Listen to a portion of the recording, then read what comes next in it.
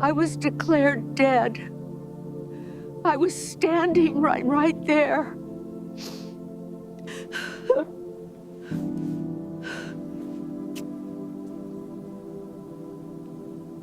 They're not. They are full of voices that no one listens to anymore.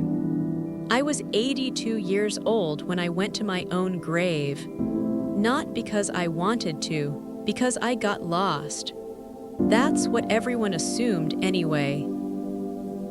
That morning started like most mornings do when you're old.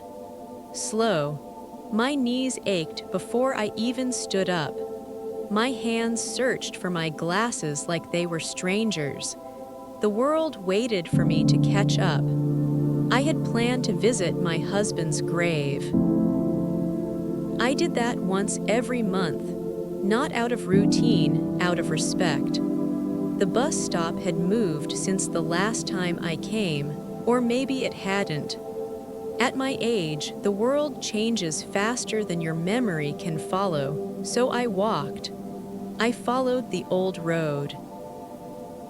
Past the bakery that no longer smelled like bread. Past the school that no longer sounded like children. And somehow, I ended up in the wrong cemetery. I realized it too late. The path felt unfamiliar. The trees stood in different places. The air felt heavier, but I kept walking. Because when you're old, turning back feels harder than going forward.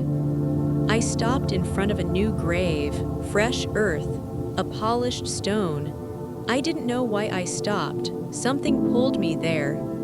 I adjusted my glasses and leaned closer. And that's when I saw it, my name.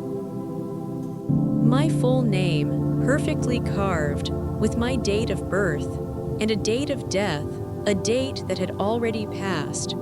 For a moment, I thought my heart had stopped.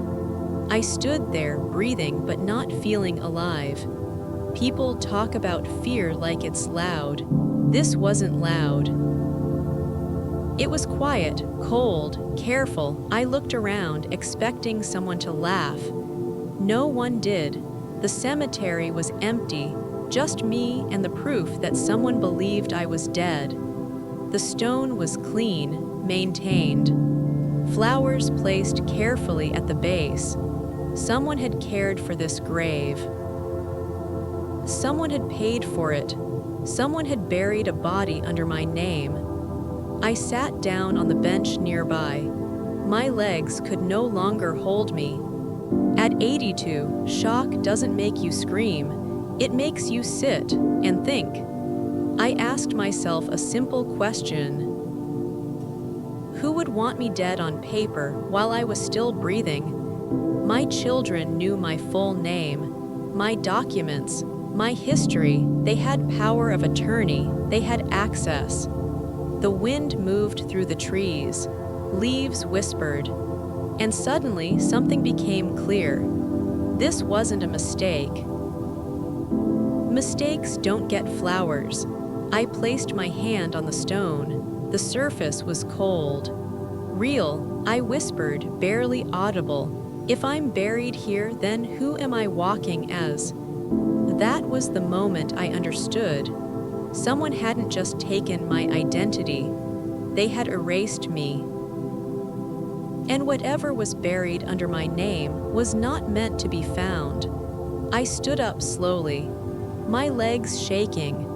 But my mind was clearer than it had been in years. At my age, people expect confusion. They underestimate clarity. I walked away from my grave, not afraid. Not angry, just alert. Because the most dangerous thing you can discover late in life is not death. It's the truth. The grave with my name on it wasn't empty. I didn't tell anyone what I had seen that day. Not my neighbors, not my children. Not even the woman who sat beside me on the bus ride home. Some truths don't ask to be shared. They ask to be protected. When I returned to my apartment, I locked the door twice. I had never done that before. Not because I was afraid of someone breaking in, but because I needed time. Time to sit with what I knew. Time to listen to the quiet. I made tea and let it grow cold in my hands. My reflection in the dark window looked unfamiliar. Not because I had changed, but because the world had. Somewhere, paperwork existed that said I was already gone. Somewhere, a version of my life had ended without my consent. At my age, you learn one thing very well. You learn how to read people. And you learn how to read silence even better. The next morning, I took out the folder where I kept my documents. Birth certificate, marriage papers, old letters, insurance forms. Everything my children had helped organize for me years ago when they said it would make things easier. I checked each page slowly. Nothing was missing. Nothing looked altered. That worried me more than if something had been torn out, because it meant the change hadn't happened here. It had happened somewhere official. I went to the local records office after lunch. I didn't dress differently. I didn't act confused. Old women get ignored when they act weak. They get answers when they act normal. I stood in line patiently. When it was my turn, I slid my identification across the counter. The clerk typed my name into the computer. Her fingers moved fast, too fast. Then she stopped. She looked at the screen again, then at me. And then she said the first thing that didn't belong. "This record is closed." Closed. I asked her what that meant. She hesitated, then lowered her voice. She told me that my file had been marked inactive. Finalized, no updates allowed. I asked why. She looked uncomfortable.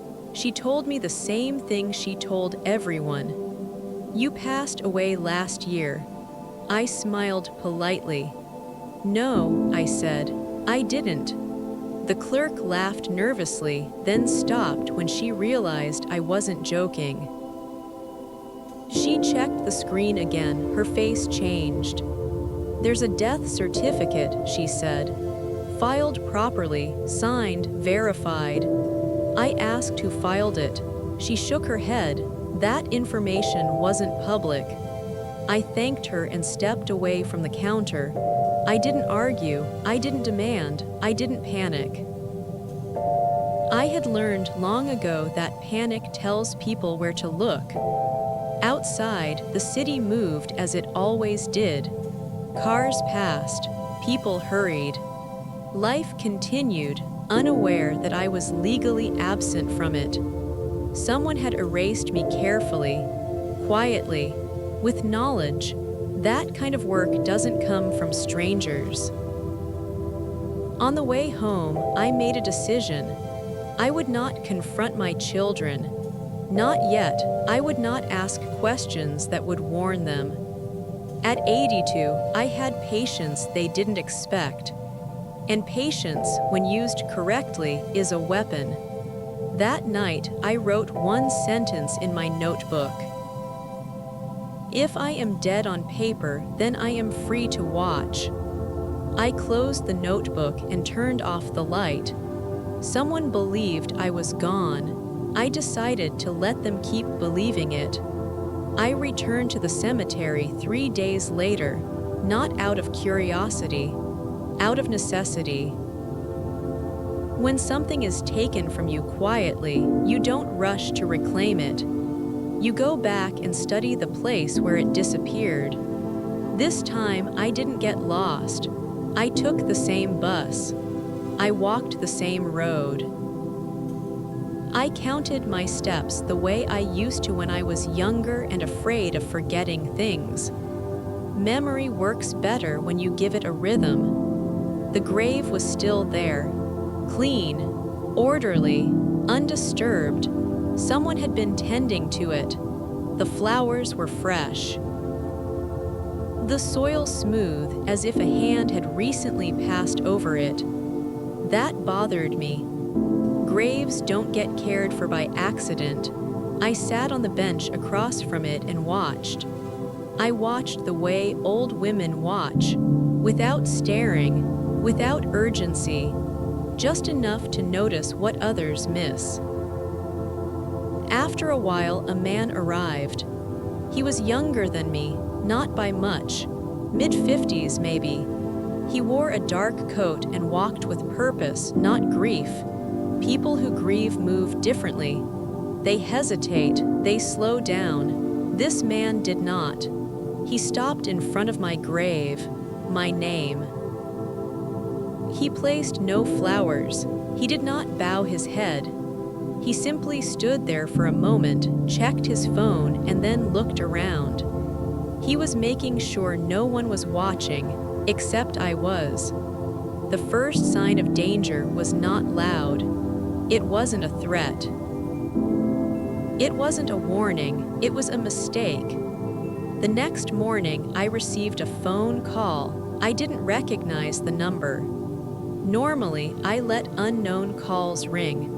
At my age, anyone who truly needs you knows where you live.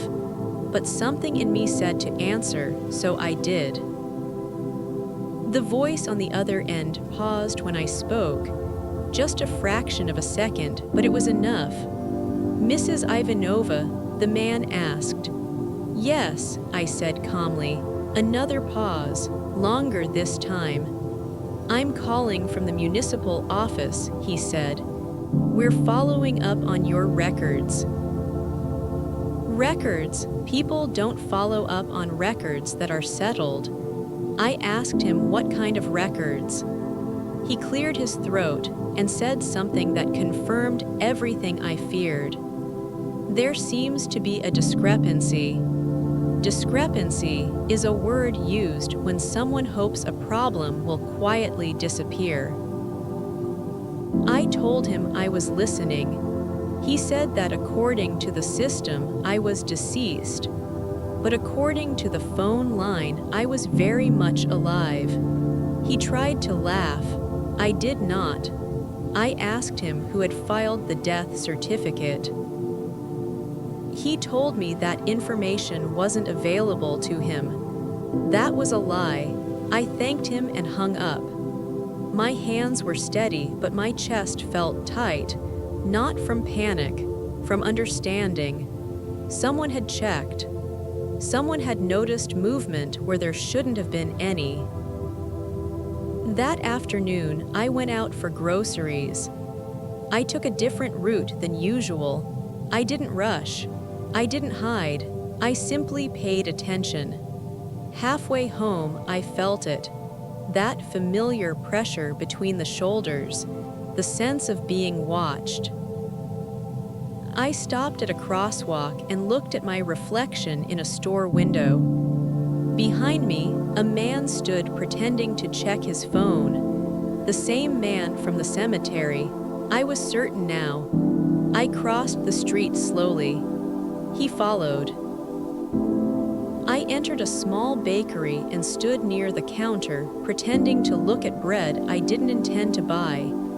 He stayed outside, watching, waiting. I left through the back door. My heart beat faster then, but my mind was calm. Fear clouds thinking, clarity sharpens it. By the time I reached home, I knew something else. This was no longer about documents.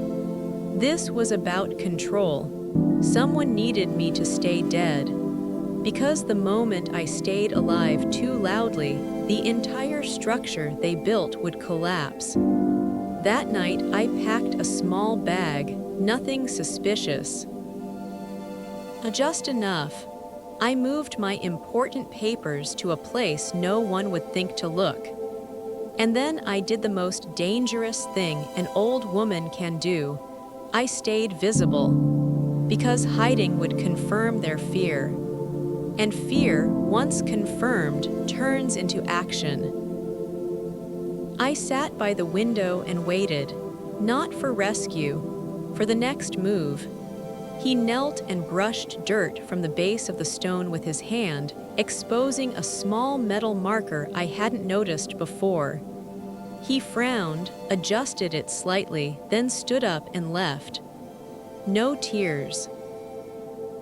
No prayer, just maintenance. I waited until he was gone before I crossed the path. The marker he touched was new, temporary. The kind used when something underneath still needs to be identified later. That was when I understood. Whoever was buried there had not been meant to stay.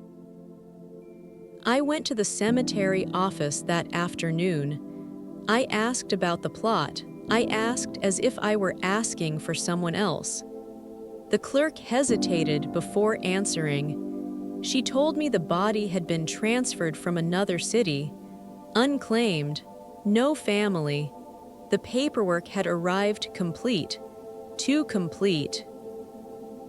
I asked for the name. She shook her head. It had been sealed. Sealed things are never empty.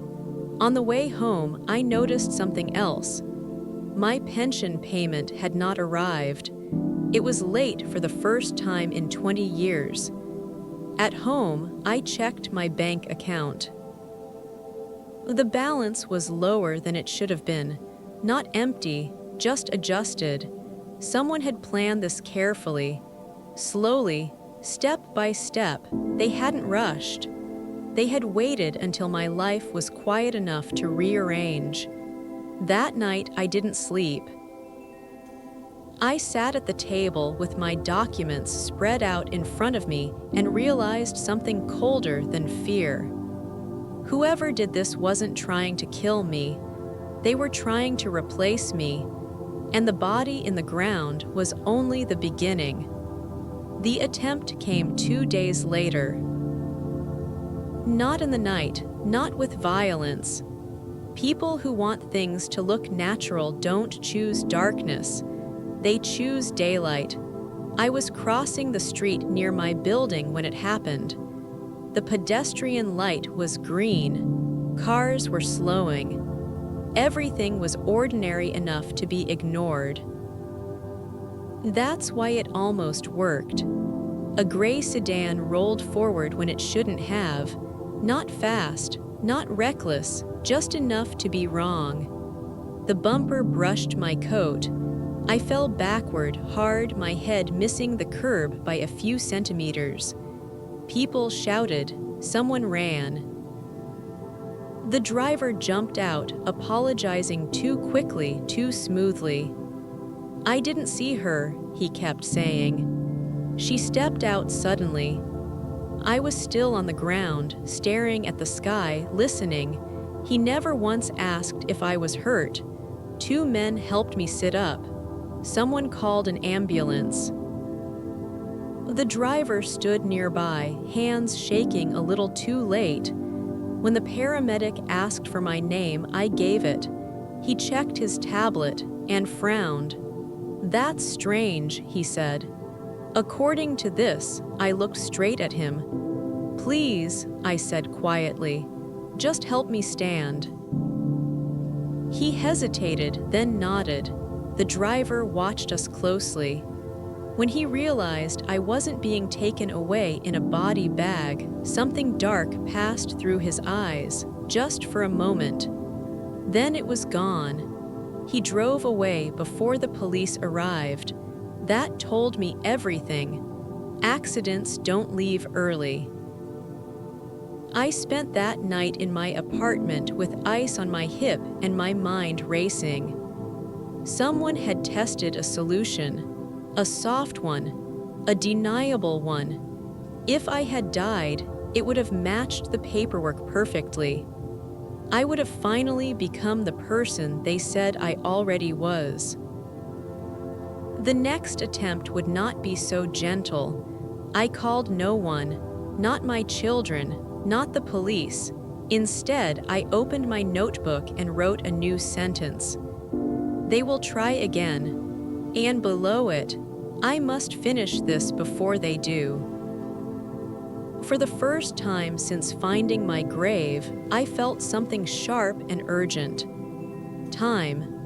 At 82, time is usually something you make peace with. That night, I decided to fight it.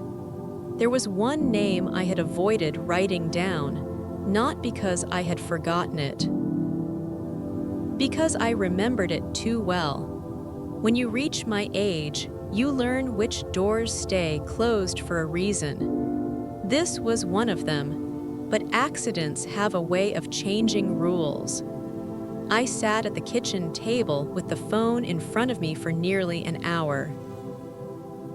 I didn't dial, I didn't move. I listened to the clock, to my own breathing, to the quiet that had suddenly become dangerous. Then I picked up the receiver. The number was old. Written in my handwriting from years ago, tucked into a book I hadn't opened since my husband died. I hadn't spoken to him in more than a decade. He answered on the third ring. Yes. His voice was older, rougher. "It's me," I said. Silence. Longer than the pause at the records office. Longer than the pause on the cemetery path. "That's not possible," he finally said. "I know," I replied. "That's why I'm calling."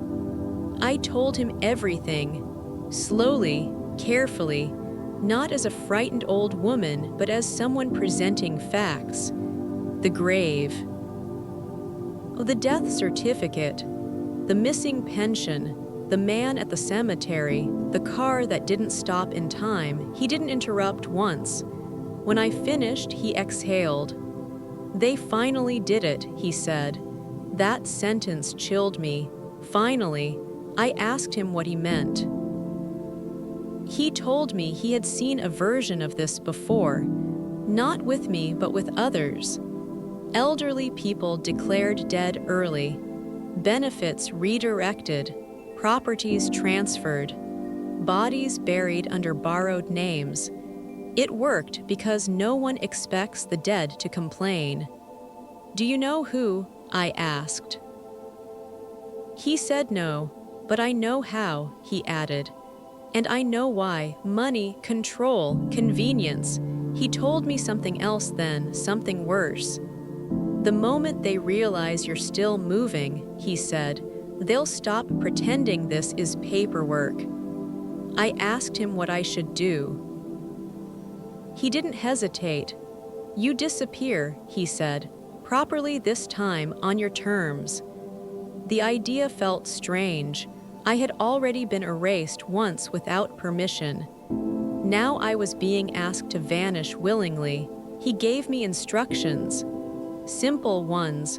No drama, no traces, a place to stay. A name not to use. People not to trust, including my children. I didn't argue. Denial is a luxury for people who aren't running out of time.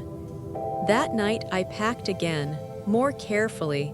I left my apartment exactly as it was. Bed made, dishes clean, lights off. I placed my keys on the table. If someone came looking, they would find a woman who had simply stopped. As I closed the door behind me, I felt something unexpected. Relief. Because for the first time since I found my grave, I was no longer reacting. I was moving first. And somewhere behind me, people who thought I was dead were about to realize something far more dangerous. I was watching. When you disappear properly, the world doesn't react the way you expect. There are no sirens, no urgent phone calls. No one knocking on doors asking questions. Silence is the confirmation. I stayed in a small town 2 hours away, in an apartment that smelled faintly of old wood and detergent. The kind of place people pass without remembering. That was the point.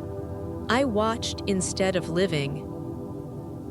Watched the news. Watched bank statements forwarded through channels I was told not to ask about. Watched my own life continue without me.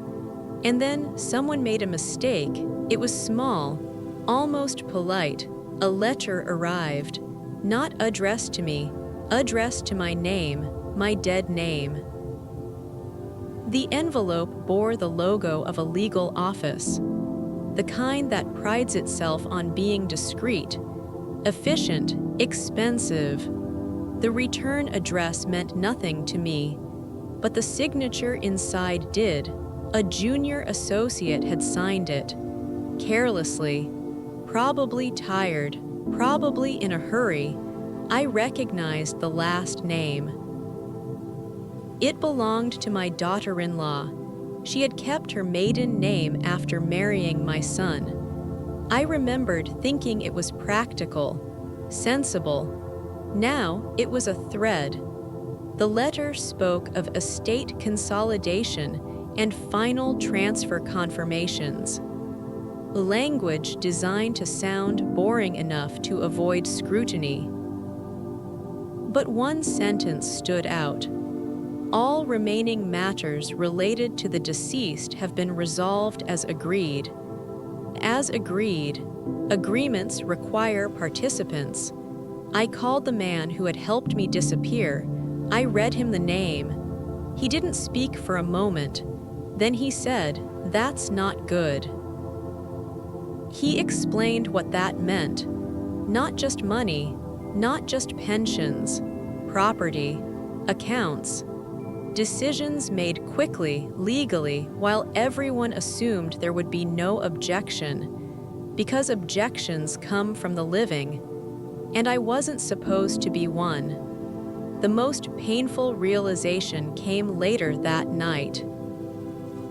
My children hadn't started this, they had allowed it. They had signed where they were told, trusted where it was convenient, looked away where it was uncomfortable. Someone else had drawn the plan, but my family had made it possible. I didn't cry. I didn't feel anger the way young people do, hot and loud. What I felt was colder, clarity. I asked one question: can I reverse it? He told me the truth, not without being seen. Being seen meant risk.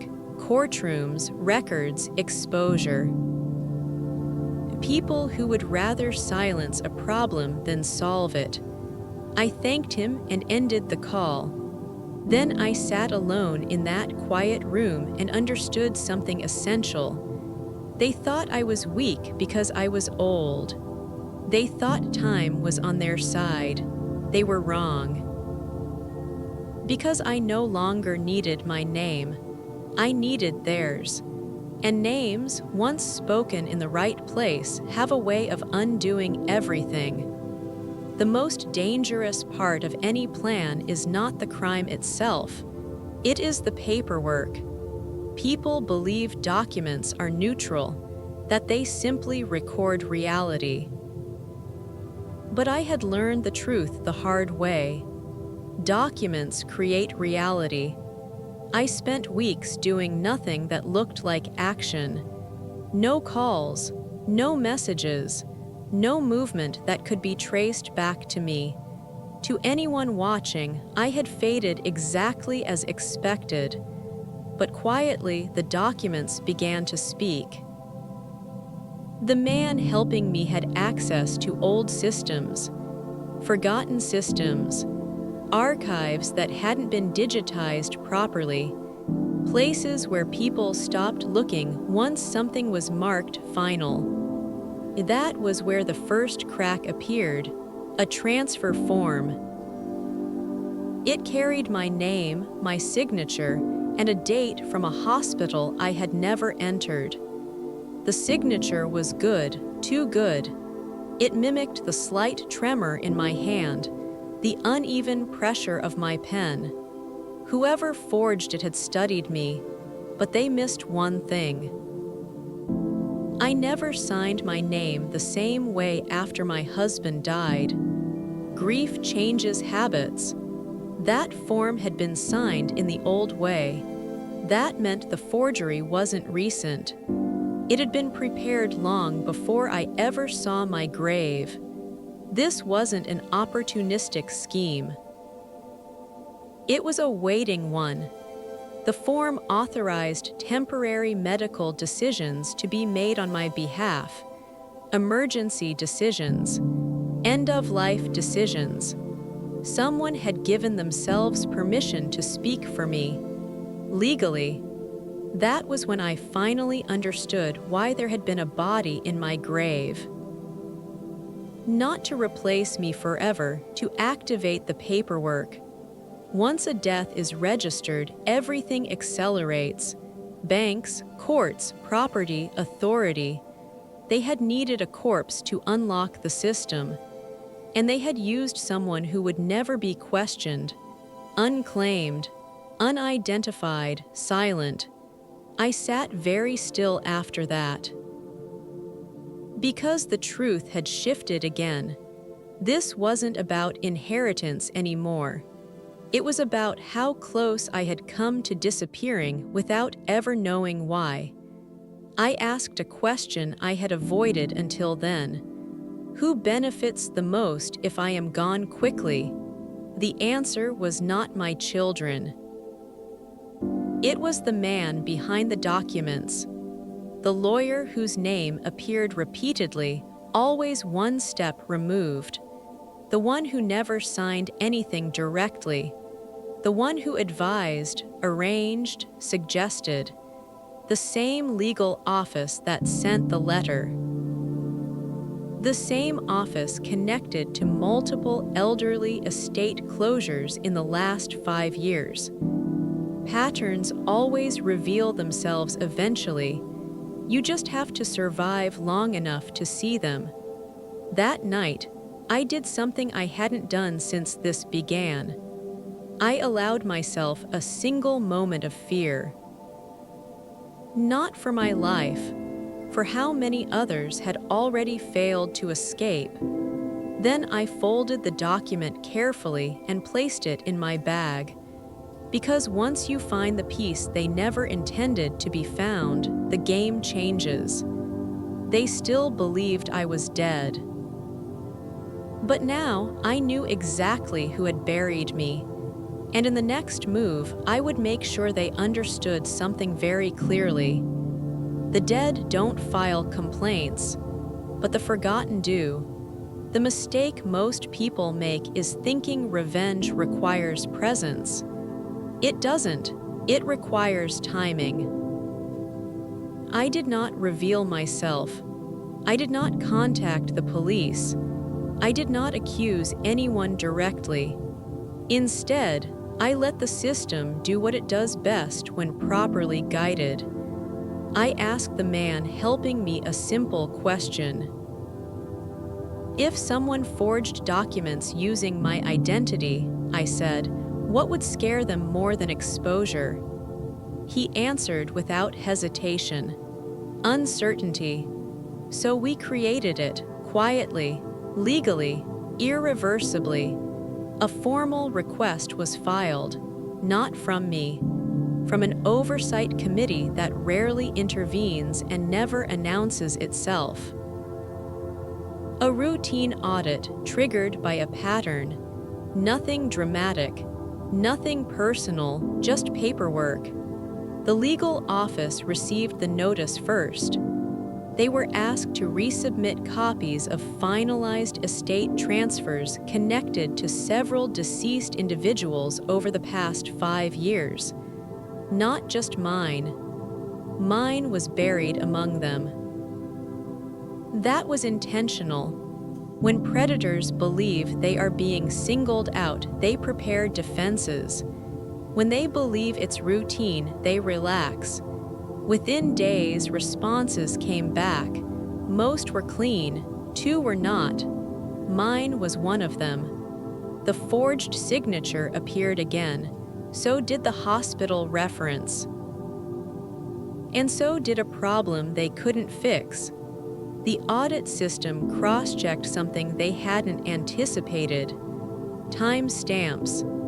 The medical authorization form had been signed at a time when the hospital's own records showed no active patient under my name, not even a visitor log. It was impossible, not suspicious. Impossible. The lawyer tried to correct it. That was his second mistake. Corrections leave trails. The moment he amended the document, the system flagged the entire case for manual review. Manual reviews involve people. People ask questions, and questions spread.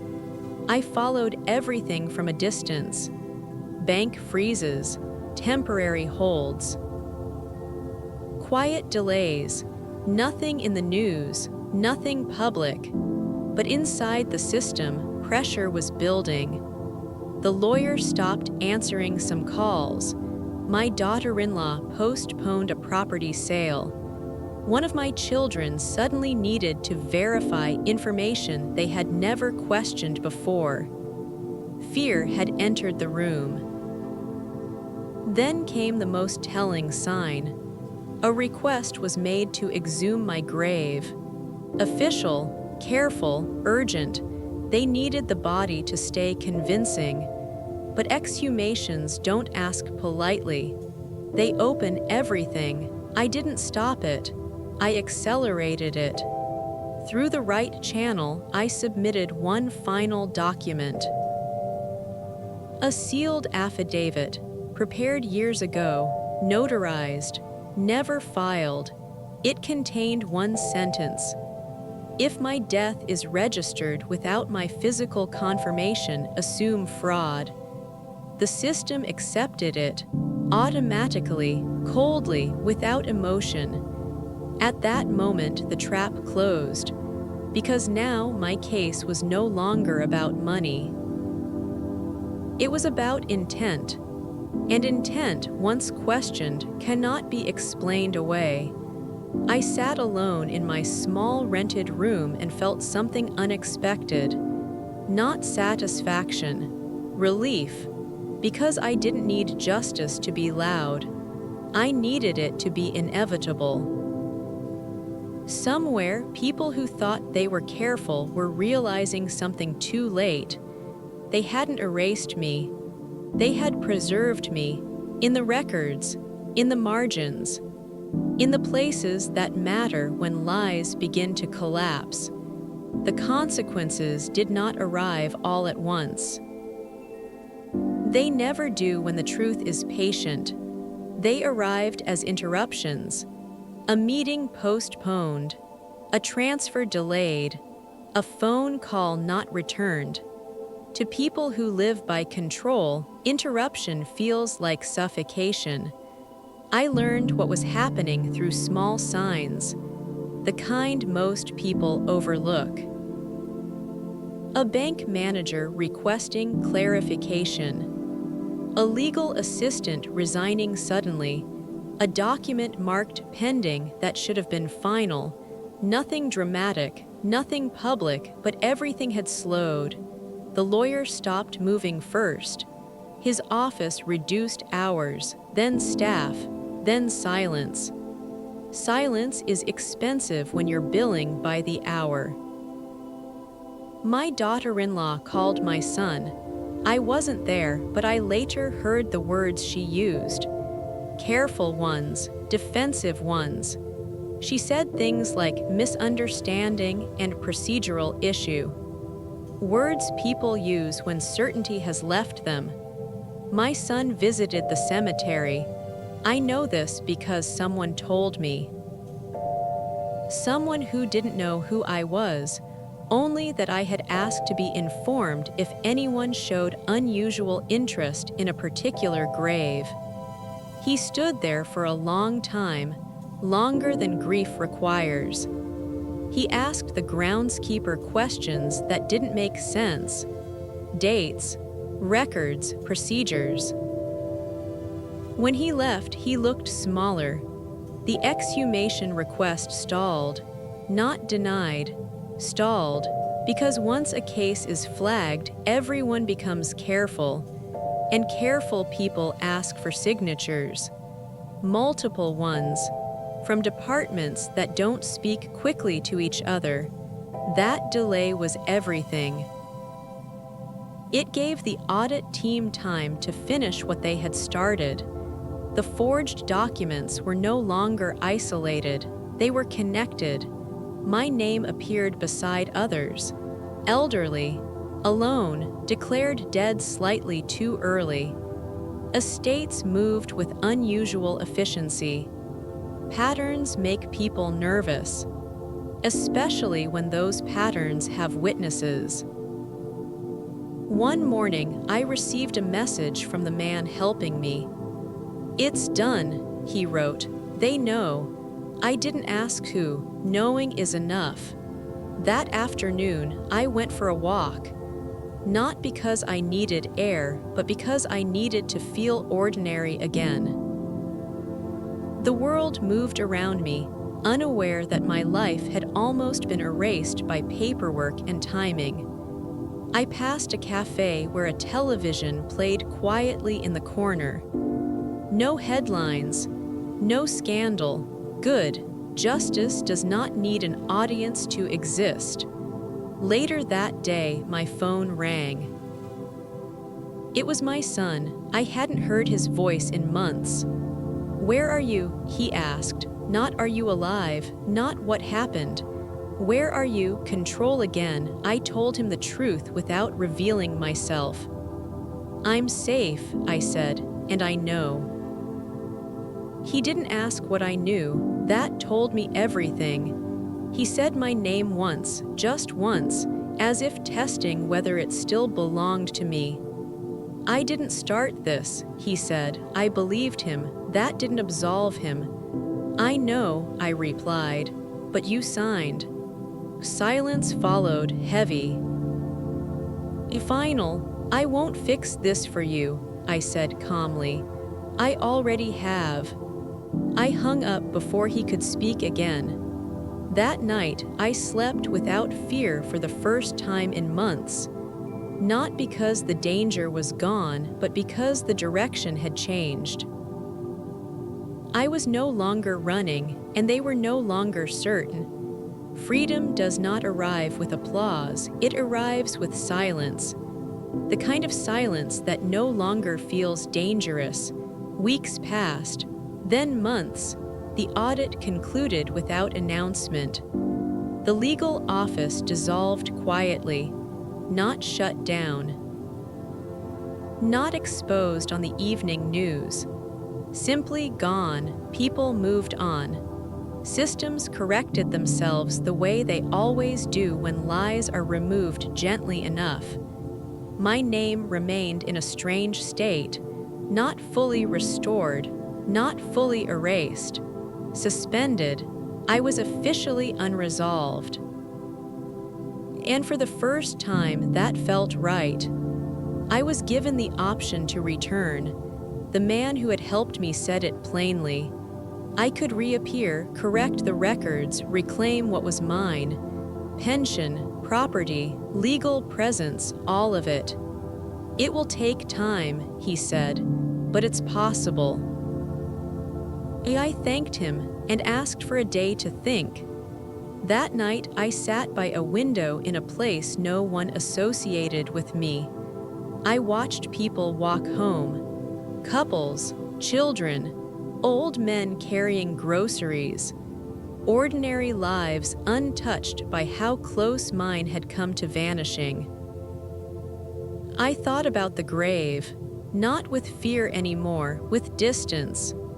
That grave had taken something from me, but it had also given me something I had never had before. Control. At 82, people stop asking what you want. They decide what you need, where you belong. When your life should quiet down, being declared dead had done the opposite.